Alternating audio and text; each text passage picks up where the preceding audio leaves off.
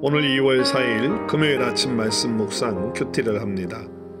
땅의 것을 말하여도 믿지 못하거든 하물며 하늘의 이야기를 어떻게 믿겠느냐고 예수님은 말씀하시면서 인자 외에는 하늘에 올라간 자가 없다고 하십니다. 그런 하늘의 증거를 가지고 왔지만 예수님을 믿지 못하고 있습니다.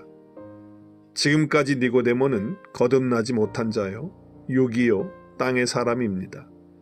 구약을 잘 알고 가르치는 선생인 니고데모가 알아듣지 못하자 주님은 구약의 말씀을 인용하시면서 십자가의 사건을 말씀하십니다. 모세가 광야에서 뱀을 든 것 같이 인자도 들려야 하리니 이는 저를 믿는 자마다 영생을 얻게 하려 하심이니라. 광야에서 이스라엘 백성들이 길과 음식과 물로 인하여 원망할 때 하나님께서 광야에 불뱀을 풀어서 그 백성들을 물게 했습니다. 불뱀이 백성들을 물기 시작하자 고통스럽게 죽어갔습니다. 그래서 살려달라고 모세에게 애원하고 하나님께 부르짖었습니다. 그때 하나님은 모세에게 장대에 놋뱀을 달아서 들어 올리고 그것을 쳐다보면 고통의 죽음의 자리에서 살리시고 생명을 얻도록 했습니다. 믿고 장대를 쳐다본 사람들은 다 살아났습니다. 그 사건을 인용하여 예수님은 모세가 광야에서 뱀을 든 것처럼 인자도 들려야 한다고 하시면서 예수님도 나무에 달리셔서 자기 백성을 구원하신다는 말씀을 하십니다.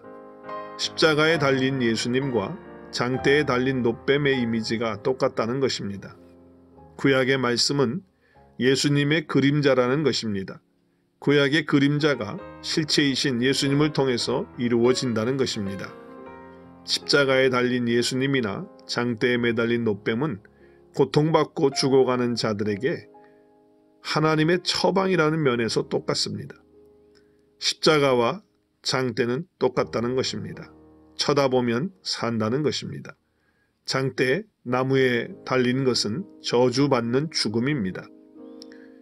그리스도께서 우리를 위하여 저주를 받은 바 되사 율법의 저주에서 우리를 속량하셨으니 기록된 바 나무에 달린 자마다 저주 아래에 있는 자라 하였음이라고 갈라디아서 3장 13절에서 말씀하십니다.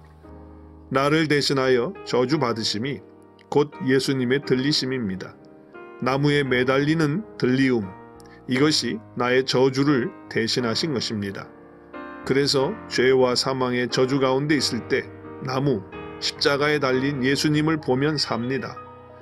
쳐다보면 산다는 것은 하나님의 사랑을 믿고 받아들이는 것입니다. 하나님의 아들로 오신 예수 그리스도가 바로 하나님의 사랑이십니다. 하늘 위에서 내려오는 사랑이시며 영생이신 예수 그리스도를 믿고 받아들이고 영접할 때 영생을 얻는 것입니다.